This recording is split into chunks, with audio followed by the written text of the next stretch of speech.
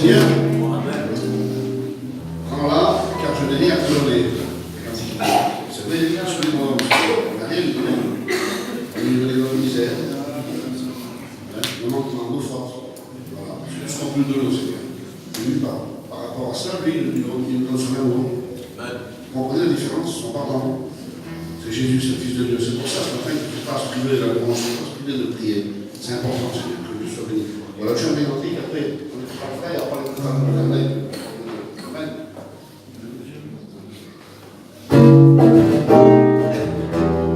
Je lève les yeux vers les montagnes,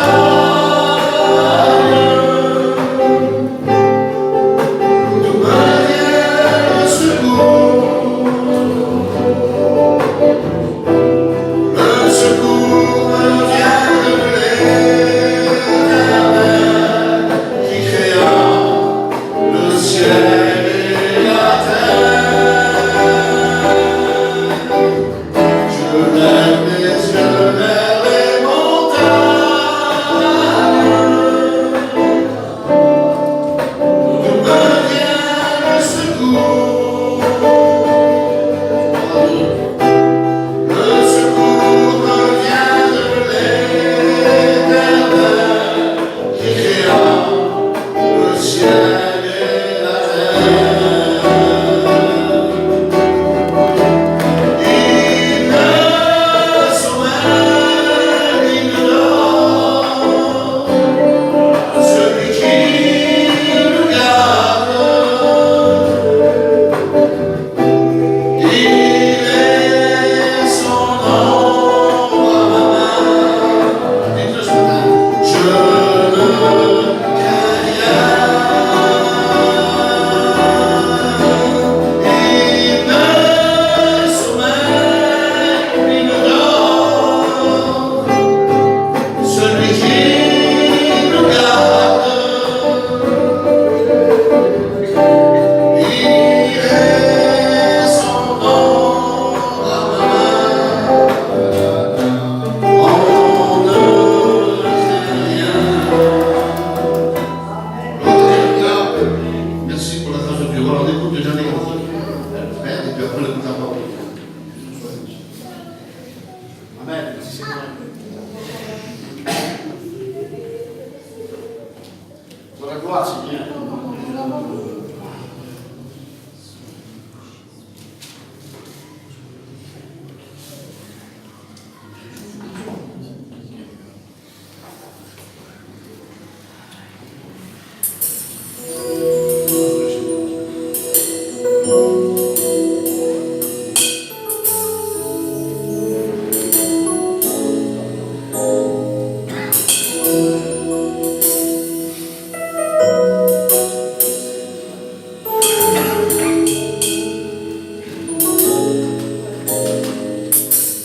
Si difficile de voir la bénédiction arriver, si difficile d'avancer, malgré tes efforts, le ciel semble fermé, tu te sens abandonné, mais dans le ciel il y a l'Éternel, il peut résoudre tous tes problèmes. La bénédiction est devant toi. Lève les yeux et vois l'Éternel répandre son esprit sur ta vie.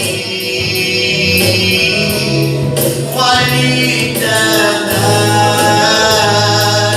répandre son esprit sur ton cœur. Et même si le monde voudrait t'arrêter, te faire tomber, prends courage, ne t'arrête pas, lève les yeux et vois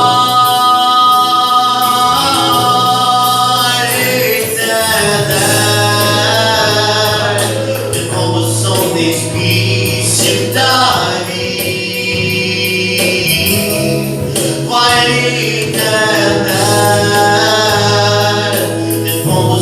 ton esprit sur ton cœur.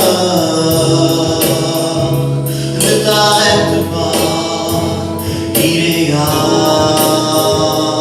avec toi.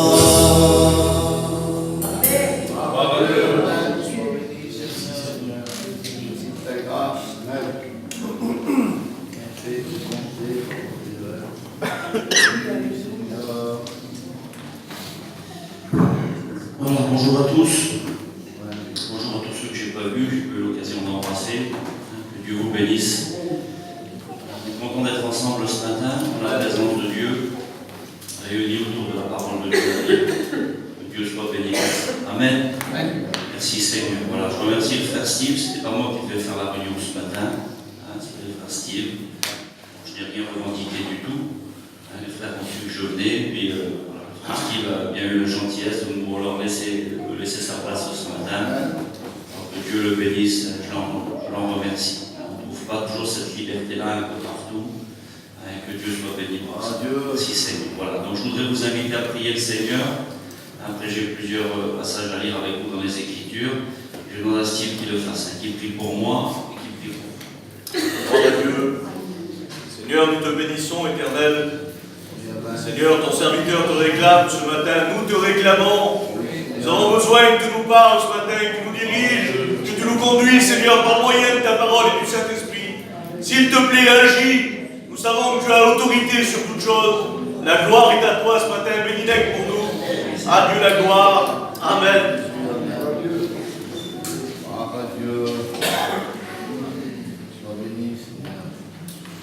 Voilà, Amen, vous êtes bien?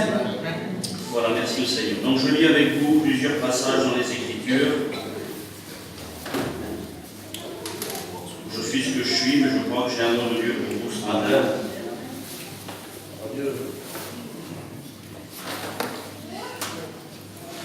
Voilà, j'ai 3 lectures à faire dans la Bible. On va lire une vingtaine de versets ensemble.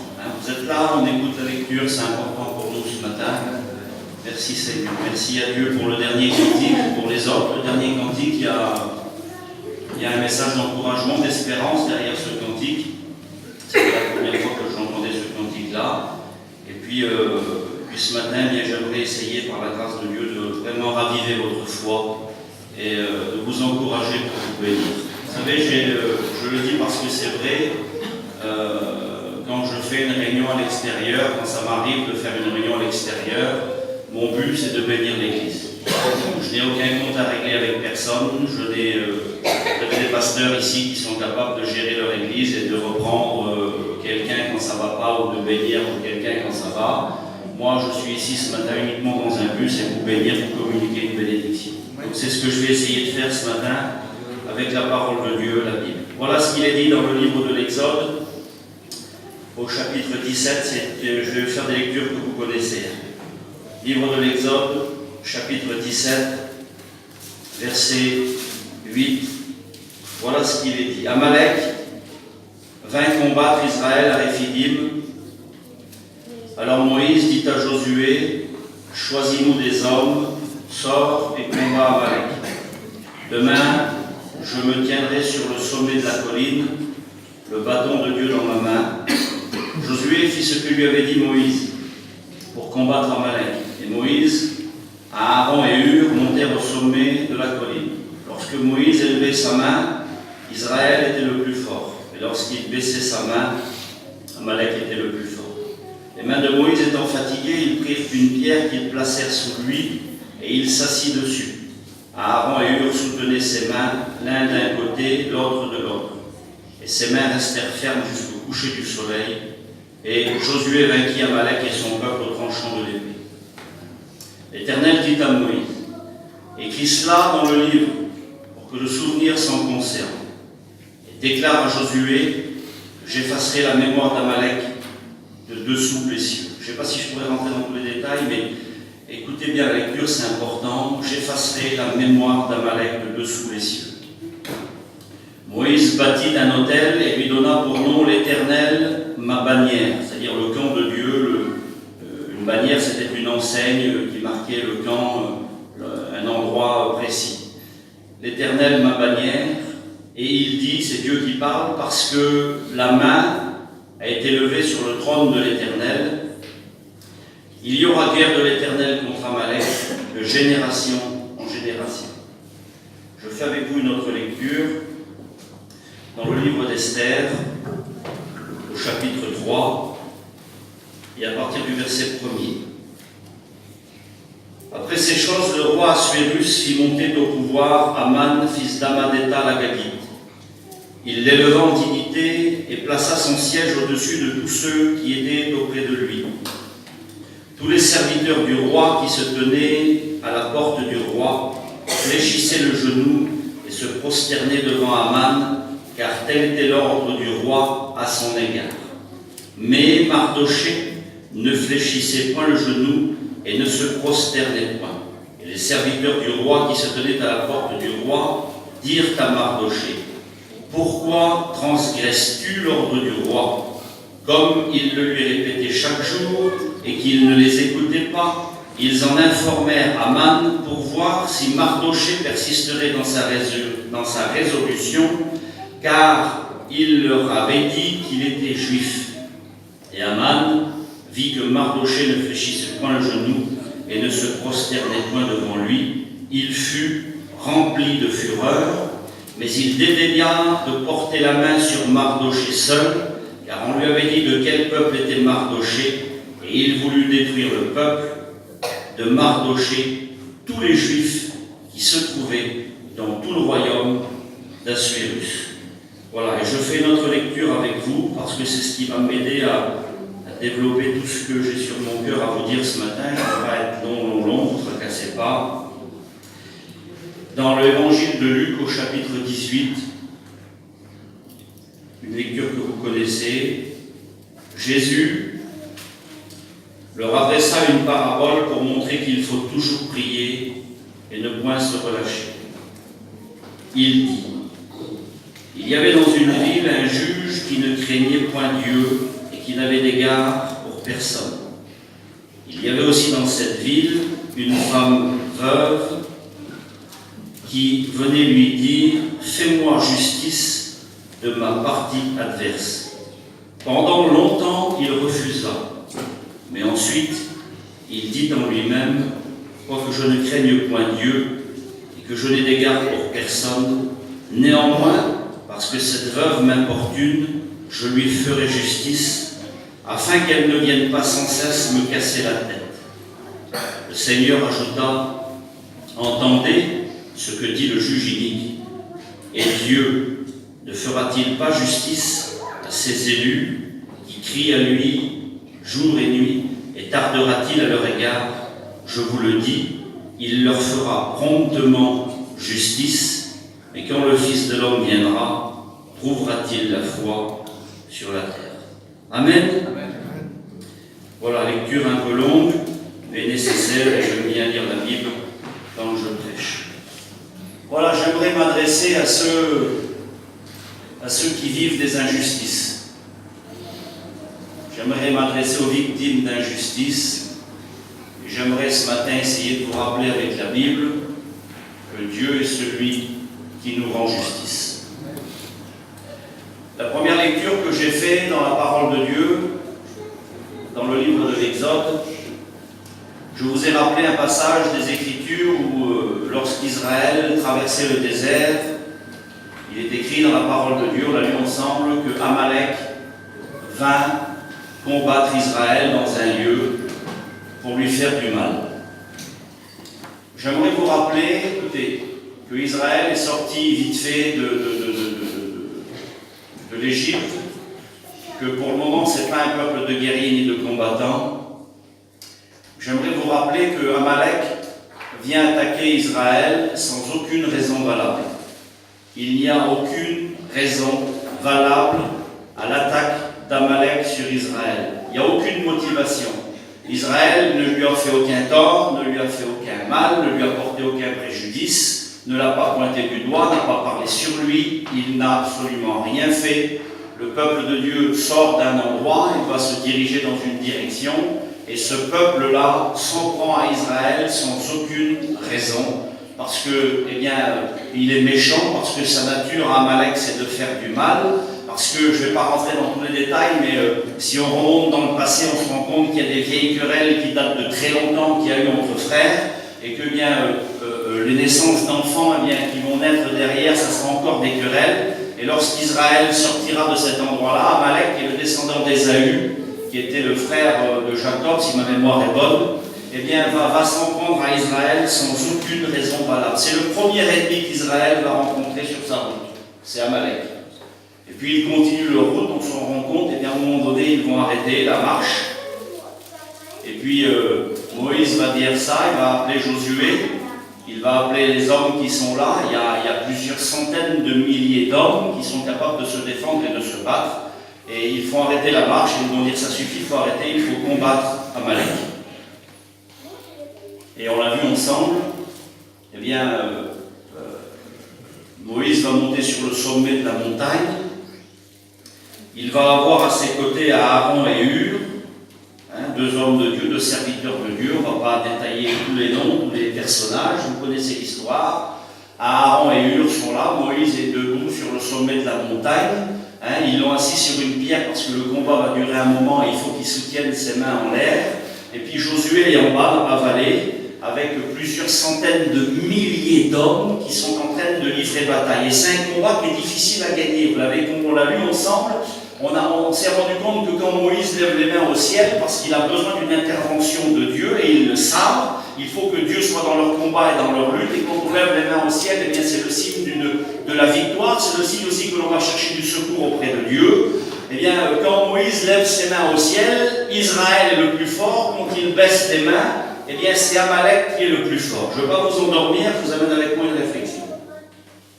On se rend compte que c'est un combat difficile, que c'est une lutte acharnée, et que Israël ne viendra pas à bout de cet ennemi-là sans beaucoup de lutte, de combat et de peine. Et puis à un moment donné, il est écrit qu'Israël va remporter la victoire. Parce qu'Israël remporte la victoire, Dieu parle. Et il va dire ces mots. Écoutez, c'est important. Dieu va dire ça. Il va dire écris à Josué ces choses pour que le souvenir s'en conserve. Écris-le dans le livre. Le livre, on l'a dans nos mains, c'est la Bible. Écris ces choses pour que le souvenir s'en conserve, pour que les gens le sachent. Il faut que tout le monde sache ce qui s'est passé à ce moment-là, cet endroit précis, et pourquoi cela.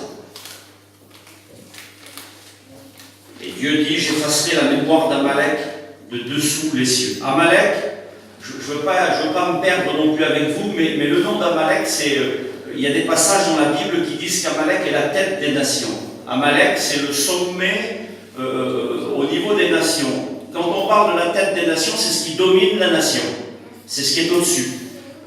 Il est écrit dans la parole de Dieu qu'Israël, Dieu a fait d'Israël la tête. C'est des détails, si vous voulez, peut-être pour vous, mais il faut que vous compreniez ça. Il est écrit que Dieu a fait d'Israël la tête. Pour Dieu, c'est Israël la tête. Pour le monde, c'est Amalek qui est la tête. Et il faut que vous compreniez que le monde, eh bien, a toujours des vues hostiles de ce que Dieu met au sommet de ce qu'il veut lui. C'est pour ça qu'Amalek attaque Israël sans aucune raison. Et on se rend compte ensemble eh bien, que Dieu veut effacer la mémoire d'Amalek de dessous les cieux. Mais quand on continue la lecture, Dieu dit ça. Il dit que désormais, à partir de ce jour-là, de ce moment-là, de ce qui s'est produit là, il y aura désormais une guerre d'Amalek de génération en génération.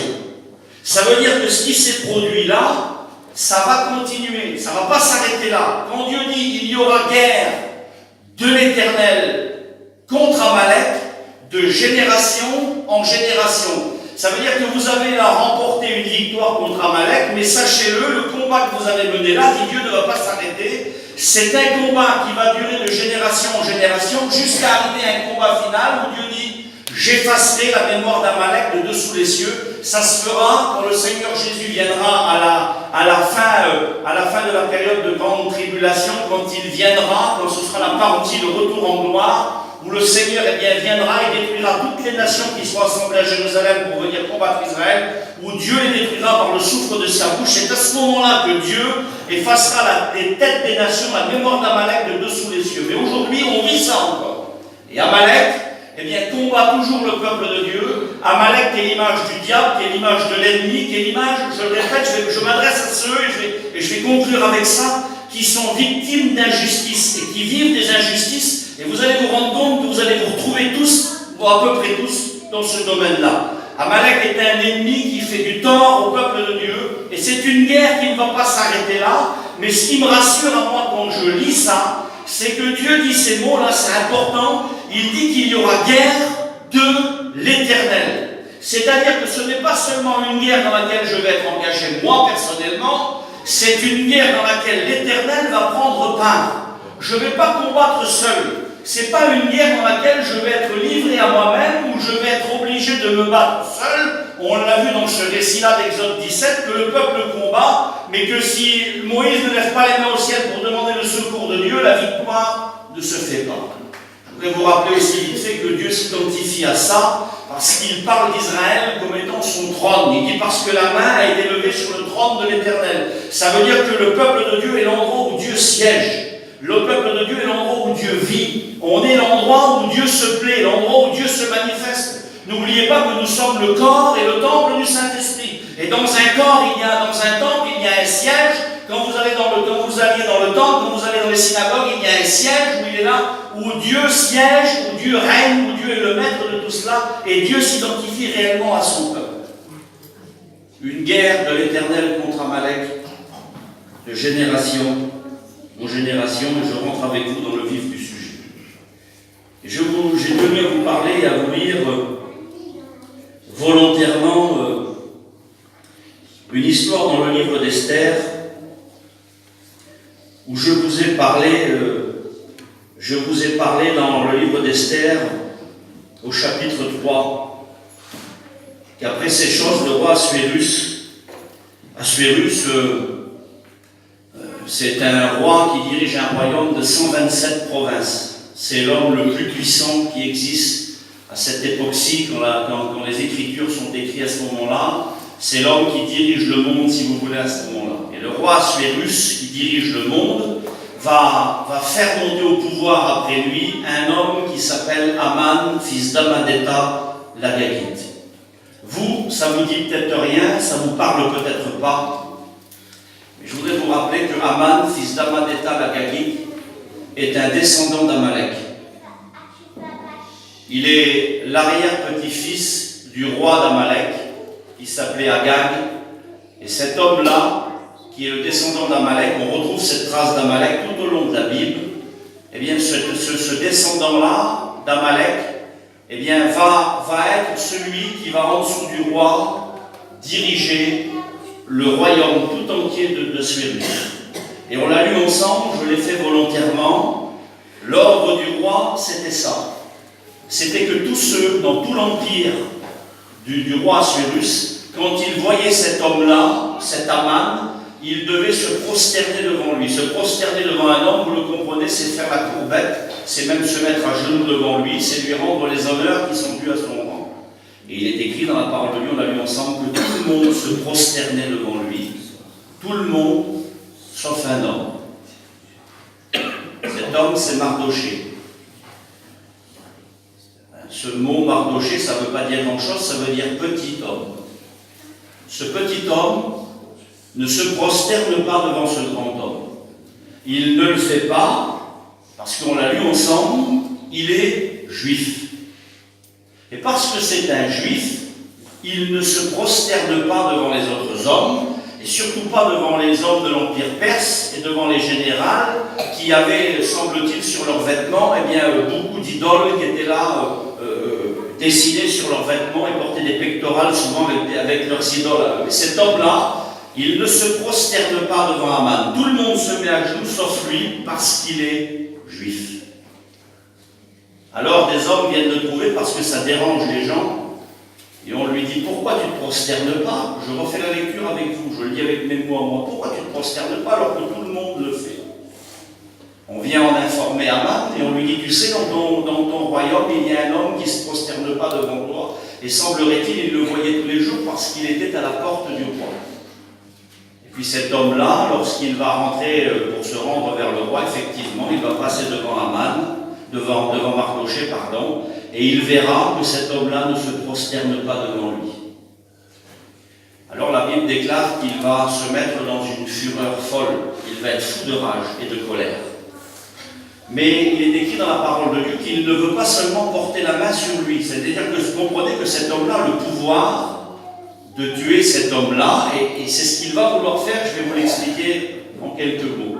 Mais il est écrit dans la Bible qu'il ne veut pas seulement le tuer à lui, il veut mettre à mort tout le peuple de Mardochée, tous les Juifs qui se trouvent dans tout le royaume de cet empire-là, les mettre à mort en un seul jour, à un moment donné précis. Alors il va jeter le sort, ils vont jeter le sort, je ne sais pas de quelle manière, avec des dés peut-être, comme vous voulez, et il va déterminer un jour précis où dans tout son royaume, tous les Juifs du royaume vont mourir. Et il va envoyer des lettres, des courriers, il va les trouver le roi, vous le lirez chez vous, vous allez probablement lu le livre d'Esther, ils vont envoyer des lettres cachetées par le sceau du roi, eh bien pour qu'à un jour précis, probablement dans le mois de décembre, je crois, si ma mémoire est bonne, je ne vais pas en faire la lecture avec vous, à un tel jour précis, tous les Juifs devaient mourir. Et essayez de comprendre, on a su plutôt ce qui s'est passé en 39-45 avec la colère d'Hitler sur ce peuple-là et ce qui s'est produit. J'aimerais que vous compreniez que ce peuple-là a vécu tout au long de sa vie ce genre d'attaque et d'assaut parce que Amalek, qui est la tête des nations, a toujours voulu détruire ce que Dieu avait mis à la tête du monde, le peuple juif. Et en l'occurrence, c'est bien nous aujourd'hui, puisque je vais en venir jusqu'à nous. Et les gens vont être dans la crainte partout, dans la peur, dans les tremblements, dans les inquiétudes. Parce que où fuir, où aller, 127 provinces, que l'on aille où on veut, ces hommes-là savaient qu'ils étaient morts de toutes les façons avec leurs femmes et leurs enfants. Maintenant, j'en arrive à une réflexion spirituelle avec vous, et je vous explique ça. J'ai tenu à vous parler du livre d'Esther, on aurait pu prendre d'autres exemples dans la Bible, c'est pour essayer de vous prouver quelque chose. Vous savez que le livre d'Esther, il a une particularité que les autres livres de la Bible n'ont pas. Est-ce que vous savez ça? Est-ce que vous connaissez la particularité du livre d'Esther?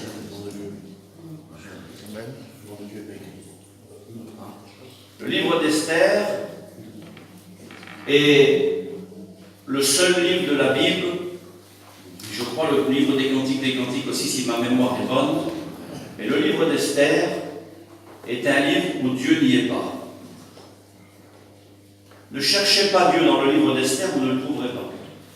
Vous pouvez le lire en long et en large, Dieu n'y est pas. Dieu n'est pas dans le livre d'Esther. Le diable non plus n'y est pas d'ailleurs. Vous n'aurez pas le diable non plus dans le livre d'Esther.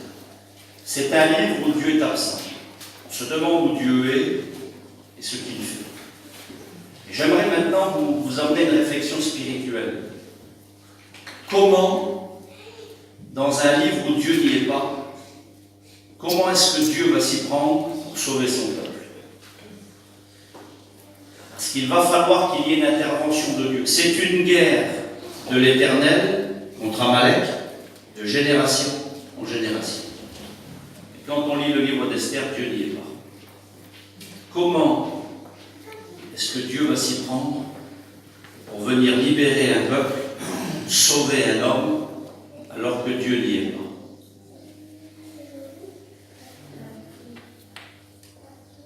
Vous savez qu'il est écrit dans la parole de Dieu qu'un jour on connaîtra comme on a été connu. C'est-à-dire qu'un jour Dieu nous montrera des moments, des passages de notre vie, je le crois, c'est ma conviction personnelle.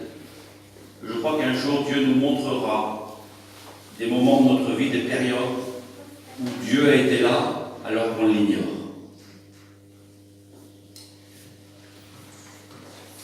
Vous savez, il y a, je l'ai lu avec vous, il y a des moments dans notre vie où les combats vont être plus faciles qu'à d'autres moments. Il y a des moments dans notre vie où l'on va lutter et on va être accompagné d'hommes et de femmes.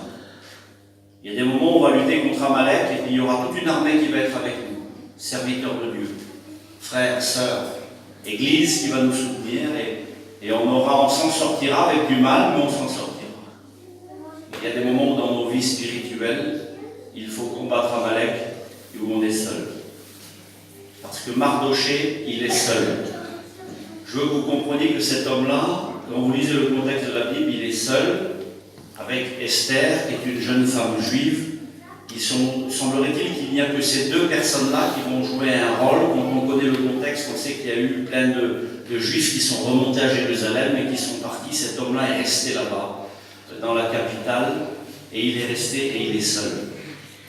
Il y a des moments où il va falloir qu'on lutte contre Amalek et où on est seul, et où ça c'est terrible devant Dieu, écoutez, parce que c'est terrible, c'est le plus terrible, où il semblerait que Dieu n'est pas là,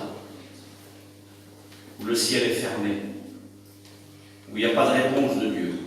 Parce que là, dans ce livre-là, Dieu n'y est pas. Il faut que Mardoché, quelque part, se débrouille tout seul. Je vais essayer de vous prouver avec la Bible que même si Dieu n'est pas là, il y est partout. Amen. Dieu intervient alors qu'on l'ignore. Je vous dis ça pour m'aider à moi et vous amener dans la suite de la réflexion. Vous savez que Jésus est né à Bethléem. Vous savez ça? Jésus est né à Bethléem. Et vous savez que les parents de Jésus étaient à Nazareth. Ils habitaient Nazareth. C'est pour vous peut-être un détail, ça.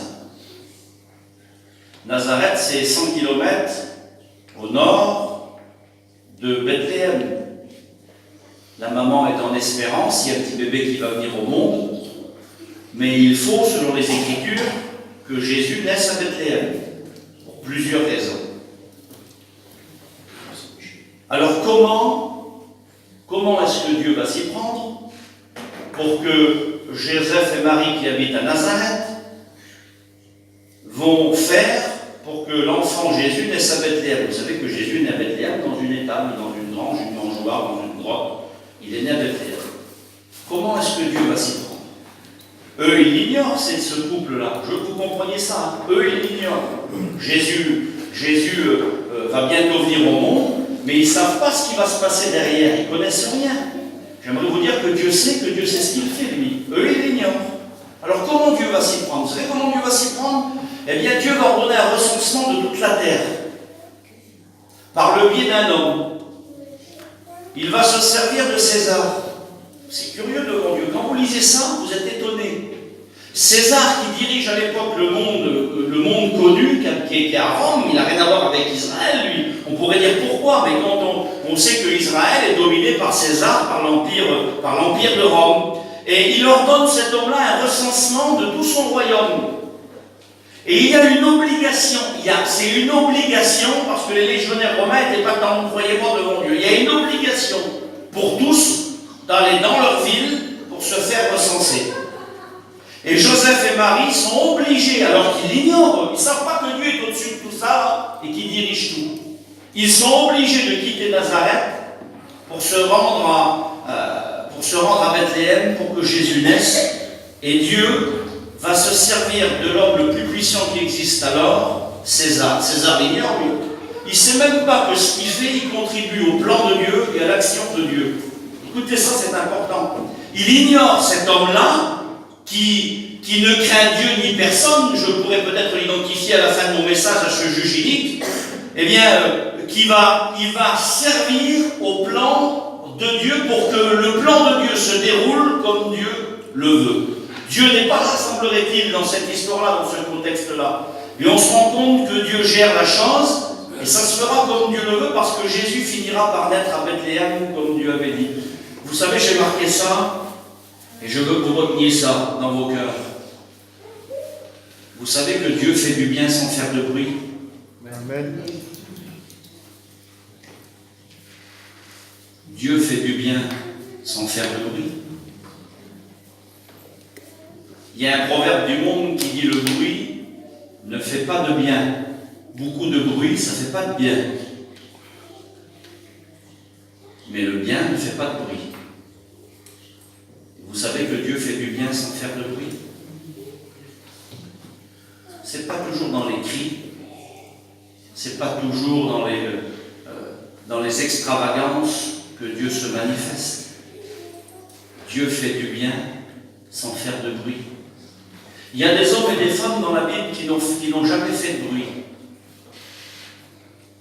Il y a une femme dans la Bible, je l'ai marquée, j'en parle souvent parce que j'aime cette femme-là. Devant Dieu, je l'aime.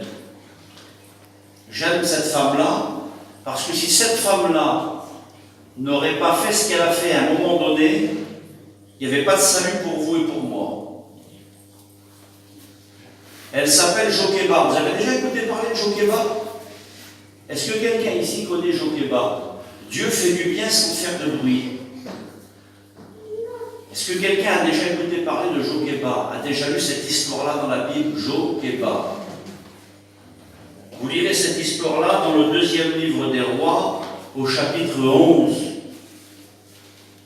Vous savez que Jésus qui est né, qui est mort en croix, devait descendre de la lignée de David. Je ne vous apprends rien.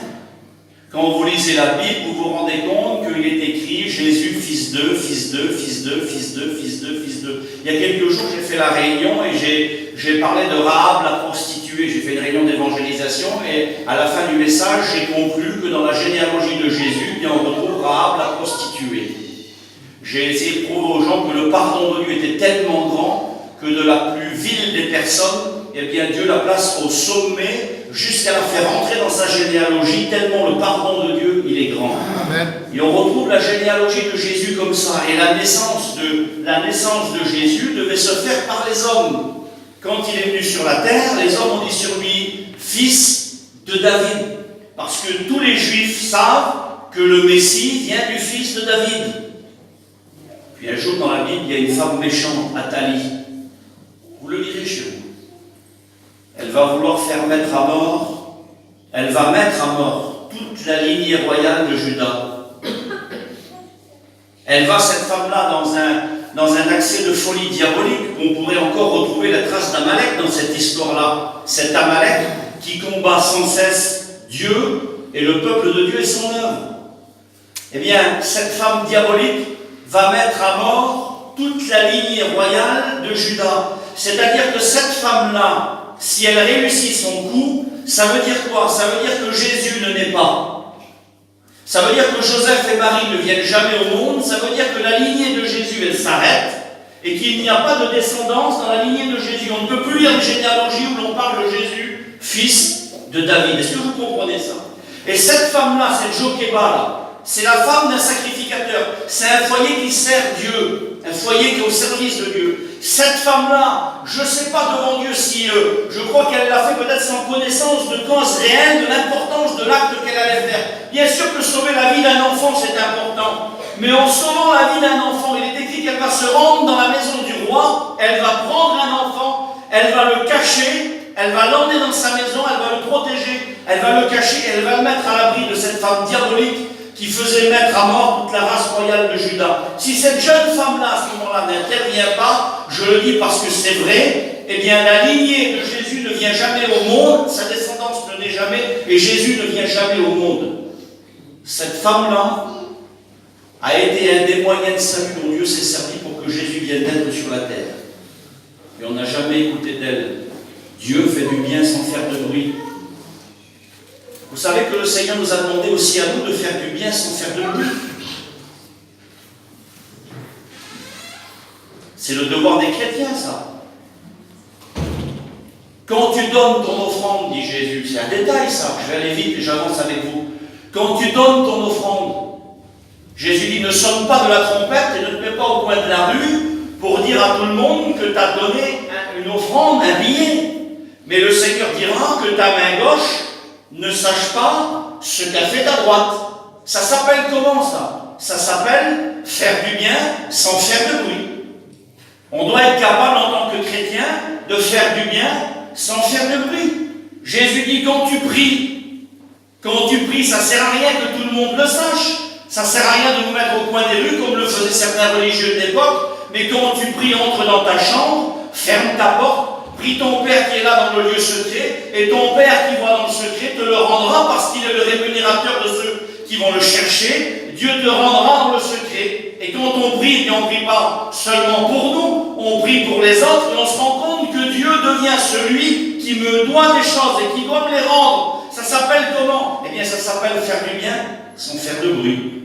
Et Dieu veut que ce principe-là qu'il a appliqué à sa propre vie, faire du bien sans faire de bruit, eh bien s'applique aussi à nos vies, à nous. On doit être capable en tant que chrétien de faire du bien sans faire de bruit, sans être vu des hommes, et que Dieu soit béni pour ça. Alors écoutez, c'est une terrible nouvelle devant Dieu.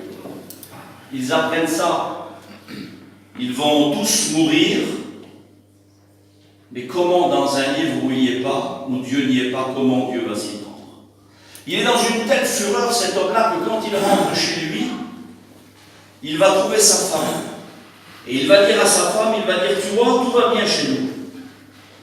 On est heureux, tout est bien, mais il y a quelque chose dans mon cœur qui ne va pas du tout. C'est parce que tant que Mardoché sera en vie, je ne serai pas heureux. Je ne serai pas tranquille. Alors sa femme va lui dire, écoute, eh bien, fais dresser un bûcher. C'était le soir, il entre chez lui le soir, là. Fais dresser un bûcher dans la cour. Et puis demain matin, tu ordonneras que l'on pende Mardoché au bois. Alors le soir même, il fait dresser un bûcher assez haut dans la cour pour le lendemain matin le pendre là au bois qui va être dressé là dans sa cour.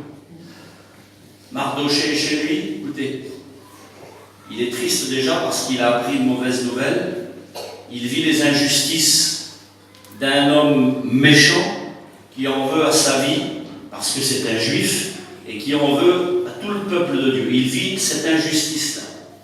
Et il vit les foudres de cet homme-là diabolique, eh bien, qui veut le tuer et le voir mettre à mort. Mais je veux que vous sachiez que dans tout ça, Mardoché ignore tout lui. Il ne sait pas ça. Il ne sait pas ce qui se complote derrière lui. Il ne sait pas ce que cet ennemi-là est en train de faire. C'est quelque part comme s'il y avait un combat, eh bien, où l'homme est absent et où le diable et Dieu, quelque part, eh bien, sont là, sans qu'on les voie, pour mettre à mort un homme et un autre pour le garder. Alors je le répète, parce que je veux que vous compreniez ça. Comment Dieu va s'y prendre? Parce qu'il n'y est pas. Le bûcher dressé, c'est le soir. Le lendemain matin à l'aube, parce qu'on va le voir ensemble, il est dans la cour du roi pour demander la vie de cet homme-là, de Mardoché. Et le lendemain matin à l'aube, Mardoché sera pendu. Il faut que Dieu intervienne dans la nuit là. Vous savez que tous les ans, les Juifs fêtent une fête en Israël, parmi d'autres, qui s'appelle la fête de Pourim. La fête de Pourim, c'est la fête des hasards. Et cette fête-là est célébrée en mémoire du livre d'Esther. Parce que les Juifs disent ça, écoutez. Ils disent que le miracle de Dieu ne peut être compris que quand on lit la Bible.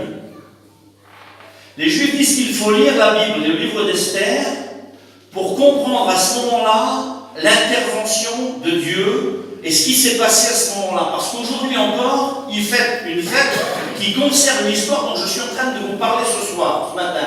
Ça s'appelle la fête des hasards.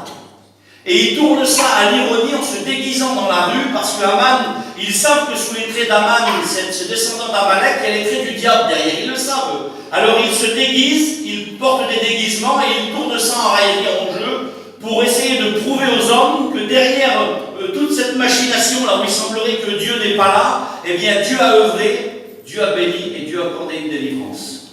Écoutez, ils appellent ça la fête des hasards, et j'avance avec vous. Le bûcher est dressé, le lendemain matin, il va être mis sur le bûcher, il va mourir. Dieu n'est pas là. Comment est-ce que Dieu va s'y prendre pour sauver cet homme-là? Parce que vous connaissez le livre d'Esther, il va être sauvé. Comment est-ce que Dieu va s'y prendre? Alors je le lis avec vous, j'avance et je vais le terminer dans pas longtemps. Il est écrit que cette nuit-là,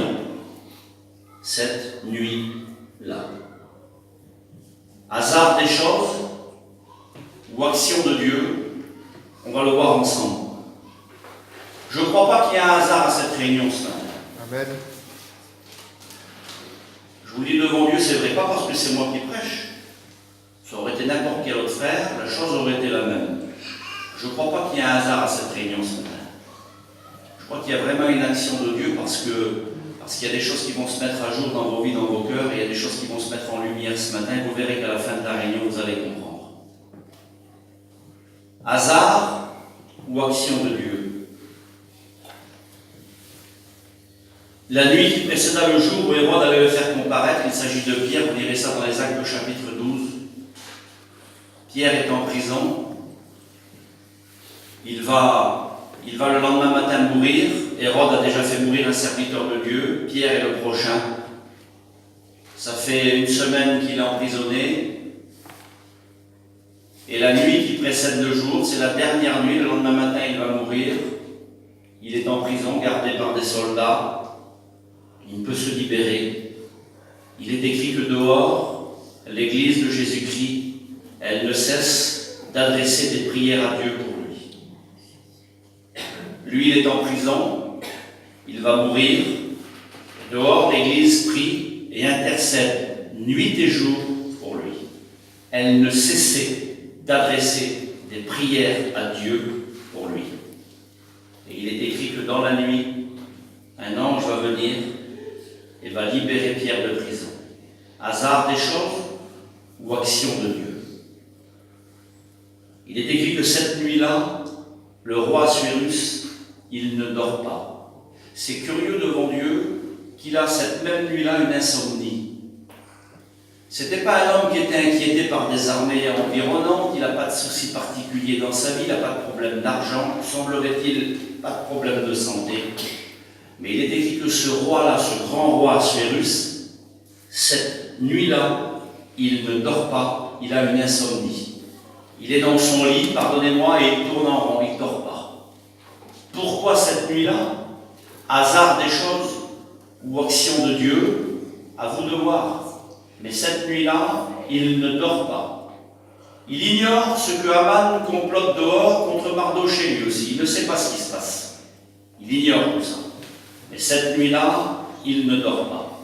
Il a une insomnie. Hasard des choses ou action de Dieu?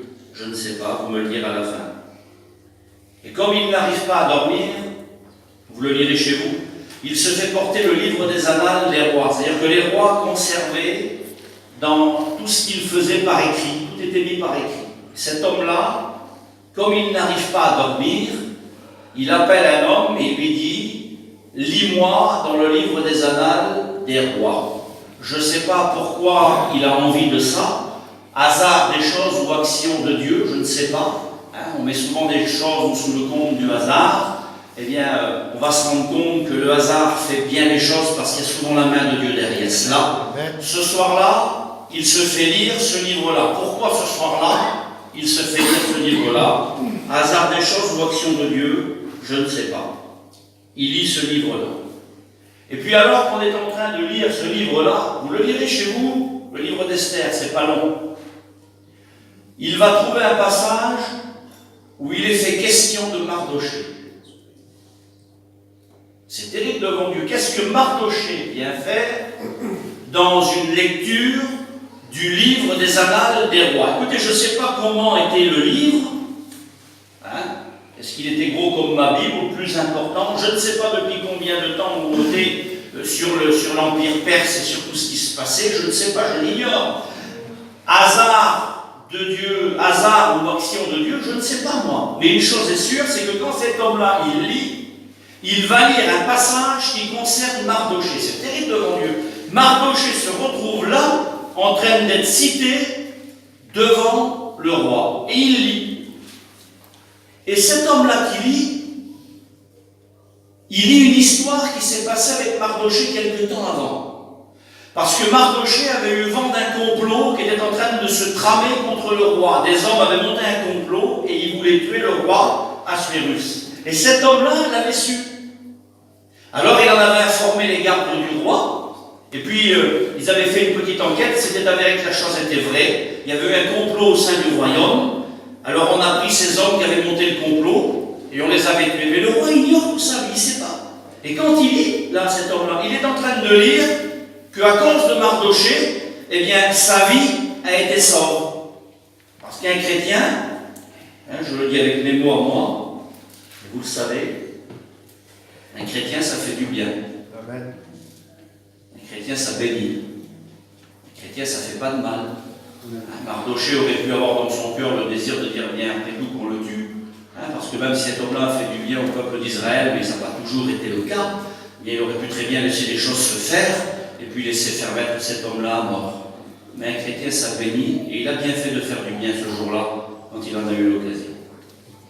On lit ça, hasard des choses ou action de Dieu, je ne sais pas, mais on trouve son histoire dans le livre des Annales des rois de Perse.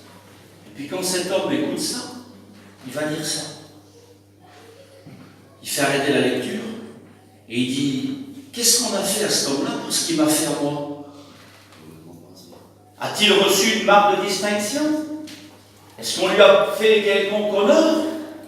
Parce qu'un homme comme ça, vous comprenez qu'il faut le mettre à l'honneur, il a sauvé la vie du roi.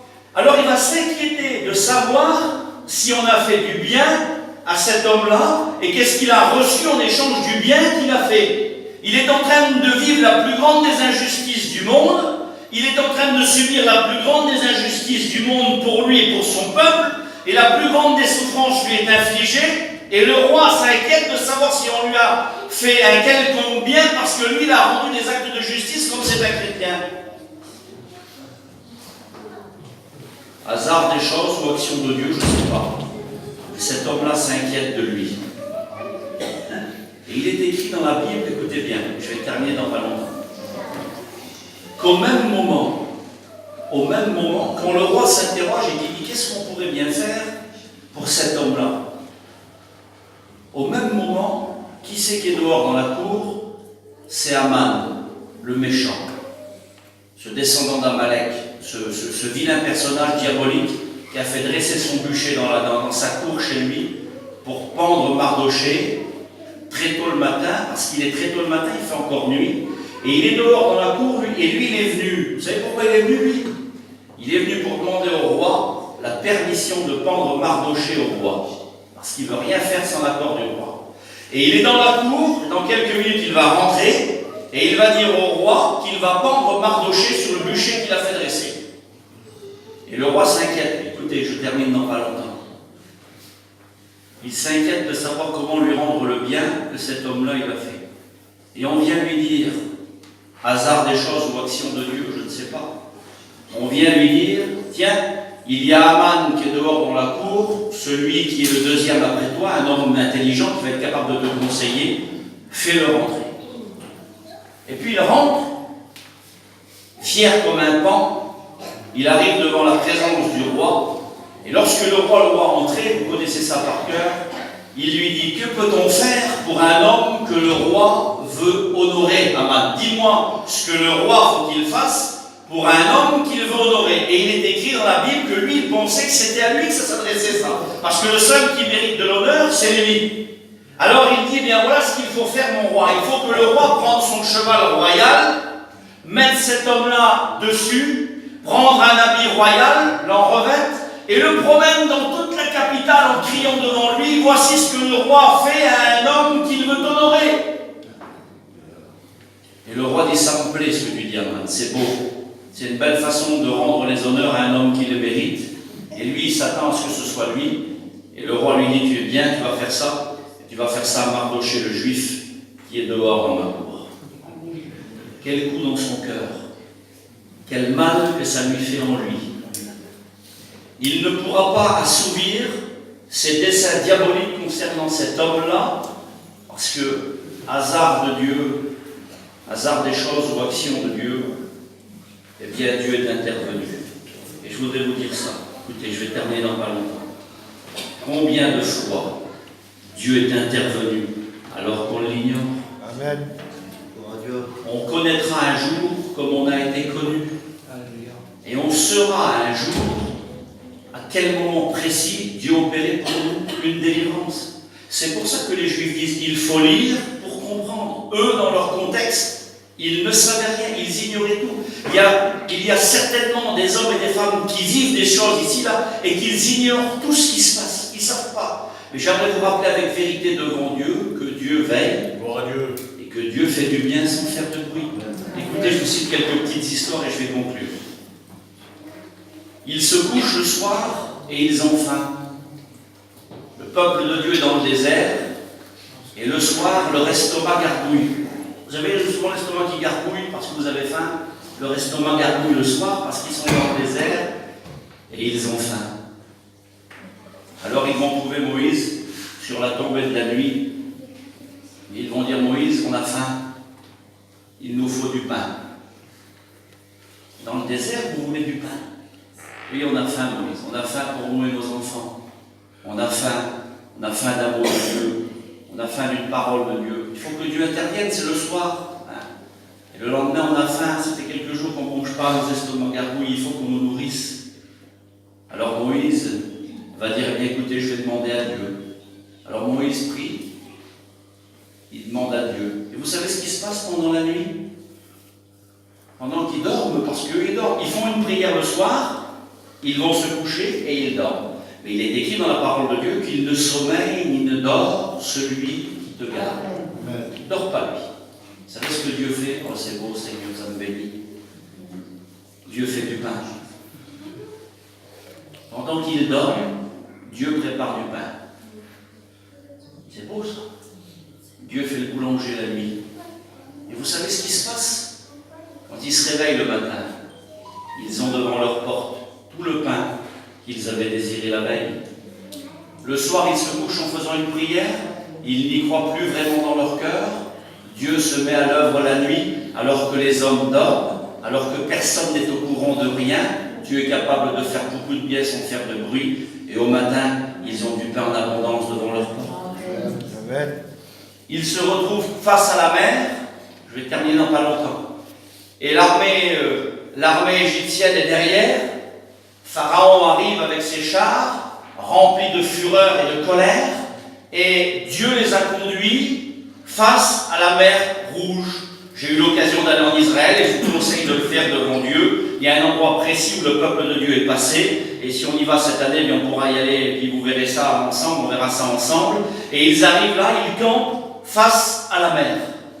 Et Pharaon arrive d'un côté avec ses armes, avec ses lances, avec ses javelots, avec tous ses hommes de guerre parce qu'il veut les tuer. Vous connaissez le contexte. Ils ont d'un côté la mer, ils ont de l'autre côté les chars de Pharaon. Ils sont dans une situation où ils ne peuvent s'en sortir. C'est une situation désespérée.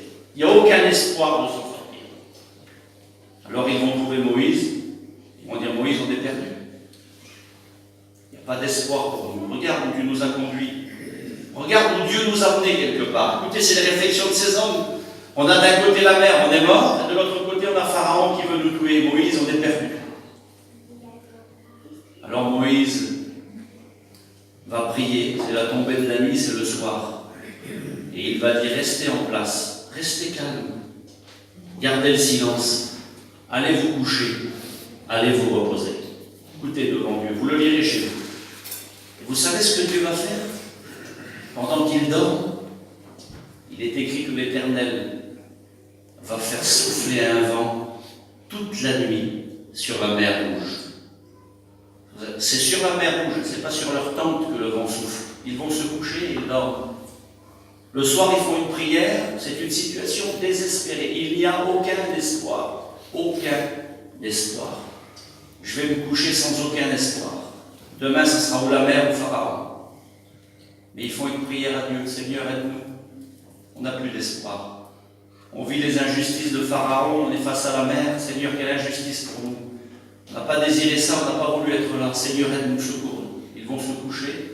Pendant qu'ils dorment, Dieu travaille. Il fait souffler un vent toute la nuit. Et vous savez ce qui se passe? Le lendemain matin, il y a un chemin dans la mer. Dites pas Amen. Amen. Parce que Dieu est capable de faire du bien sans faire de bruit. Dieu est capable de trouver des solutions où il n'y en a pas. Écoutez, je voulais vous parler de plein d'autres choses, mais je vais terminer.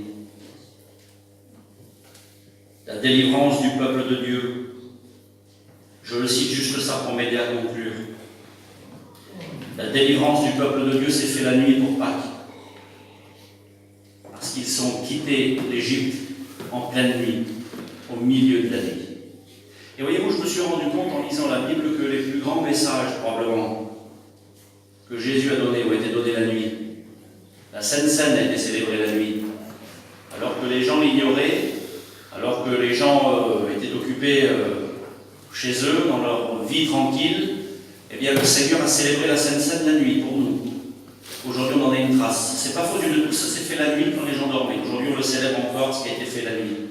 Vous savez que le plus grand message de la Bible, si l'on peut dire ainsi, ou le plus grand des versets de la Bible, Jean 3,16, car Dieu a tant aimé le monde, qu'il a donné son Fils unique, afin que quiconque croit en lui ne périsse point, mais qu'il ait la vie éternelle, a été donné la nuit à un homme. Alors que les autres dormaient, lui il était réveillé. Dieu nous a délivré un message en pleine nuit que l'on conserve encore aujourd'hui. Et je me suis rendu compte, et je vais passer vite, que les plus grandes des délivrances de Dieu ont eu lieu la nuit, pendant que les gens dormaient, pendant que personne s'y attardait. La délivrance du peuple de Dieu a eu lieu la nuit. Et je voudrais vous rappeler ça, je conclue maintenant, j'en arrive à la fin de mon message.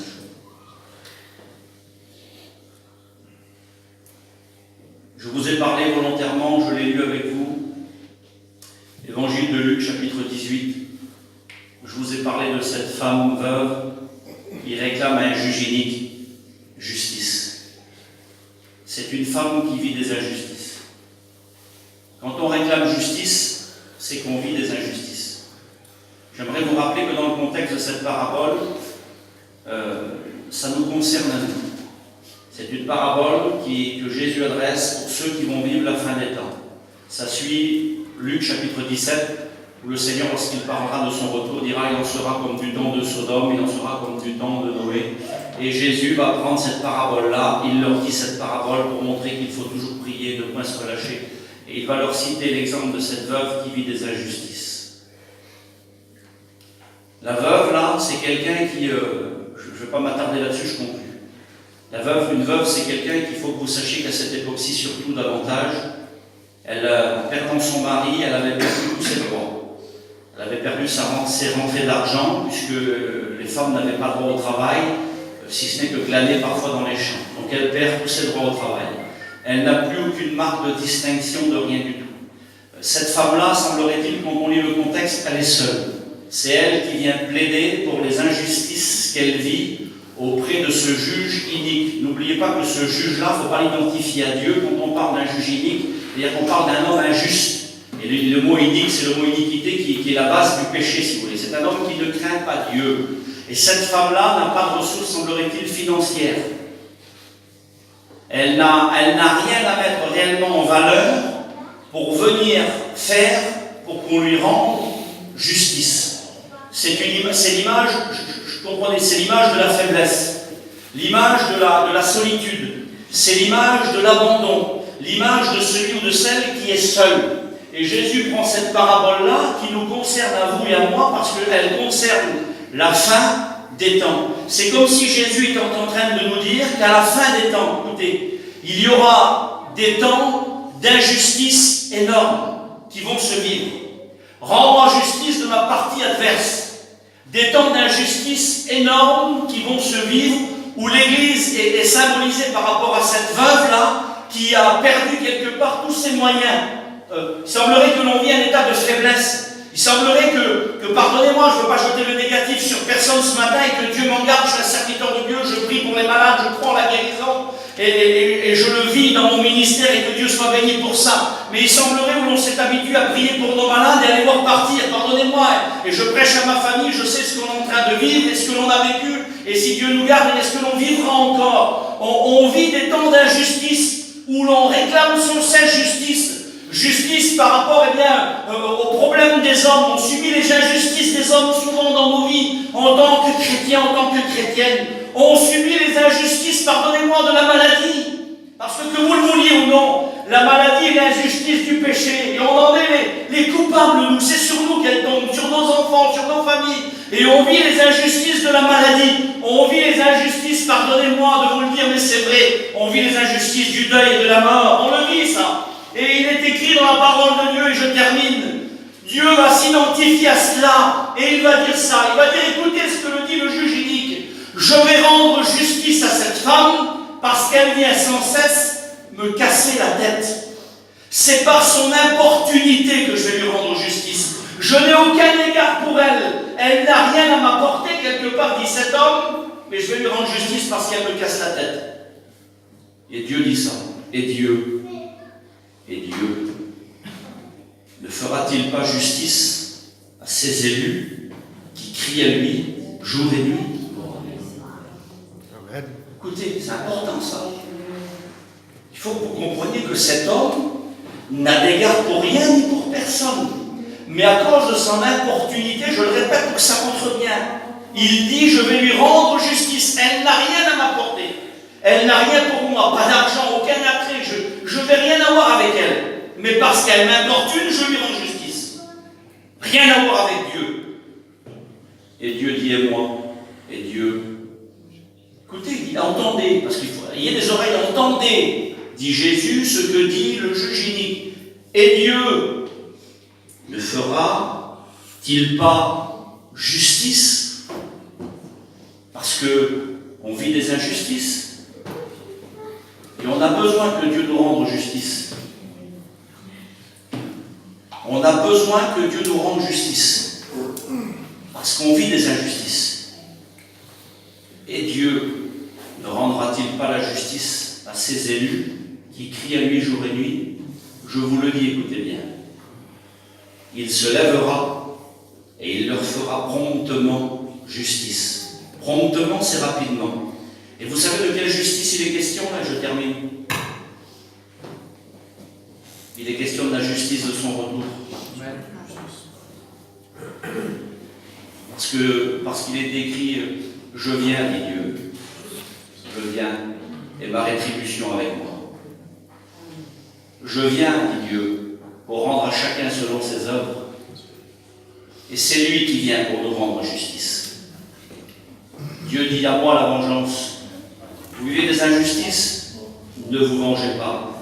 À moi la vengeance, à moi la rétribution.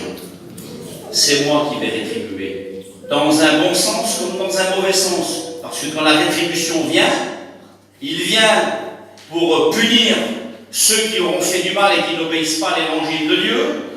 Mais il vient aussi pour rendre justice à tous ceux qui souffrent d'injustice. Parce qu'écoutez, la seule véritable justice, on l'aura quand il reviendra nous chercher. Quand il viendra et que lui essuiera toute larme de nos yeux. Quand lui il viendra et qu'il n'y aura plus ni pleurs, ni cris, ni larmes, ni deuil.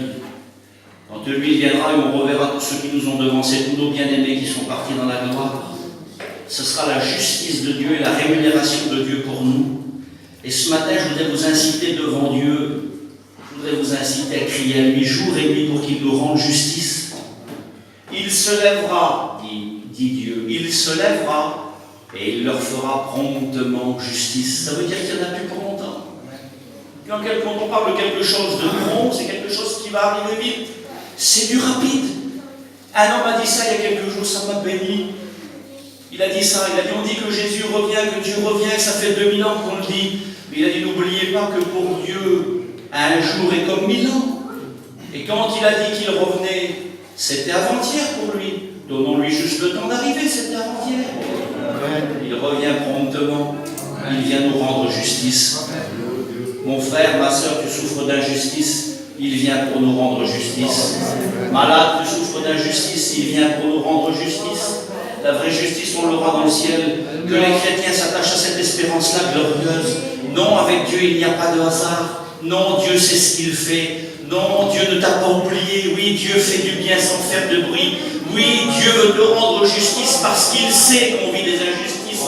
Et la justice de son retour, elle arrive. Et il veut que l'on s'accroche à ça. Il veut que l'on crie à lui jour et nuit. Il y a une crainte dans son cœur. Il dit, quand je vais revenir, est-ce que je vais trouver la foi sur la terre? Mais mon frère, ma sœur, que ta foi s'attache à sa parole, que ta foi s'attache à ton Dieu. Il vient pour ôter tous les actes d'injustice que l'on aura vécu tout au long de notre vie. Il le sait qu'on souffre et il veut nous rendre justice. Alors prions pour qu'il revienne nous chercher. Prions pour que son retour se fasse. Parce que Dieu veut rendre justice à ses élus qui crient à lui jour et nuit. Prions le Seigneur ensemble, que Dieu vous bénisse. Alléluia.